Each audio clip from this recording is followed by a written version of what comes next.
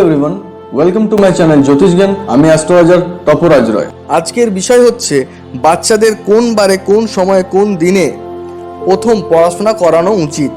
বৃহস্পতিবার, শুক্রবার, রবিবারে এই 3টে দিনে বাচ্চাদের প্রথম পড়াশোনা করাবেন। 5 বছর বয়সে শিশুর হাতে খড়ি বা বিদ্যা আরম্ভ করতে হয়। প্রতিপদ, অমাবস্যা, পূর্ণিমা, অষ্টমী, চতুর্থী, নবমী ও চতুর্দশীতে বিদ্যা আরম্ভ করবেন না।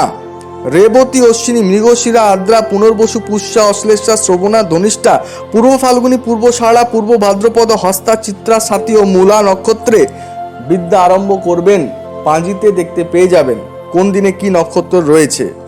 কার্তিকের শুক্ল একাদশী থেকে আষাঢ় মাসে শুক্লপক্ষ পর্যন্ত রবিবার বা বৃহস্পতিবার যদি শুভ হয় এবং শিশুর কুণ্ডলী বিচার করে দিন, তিথি, নক্ষত্র দেখে বিদ্যা আরম্ভ করা উচিত। আজকের মতো অনুষ্ঠান পর্বের এখানেই সমাপ্তি। আমরা পরবর্তী ভিডিওতে আরও অনেক গুরুত্বপূর্ণ বিষয় নিয়ে আলোচনা করব। আপনারা চ্যানেলটিকে লাইক, কমেন্ট, শেয়ার করতে ভুলবেন না। ধন্যবাদ।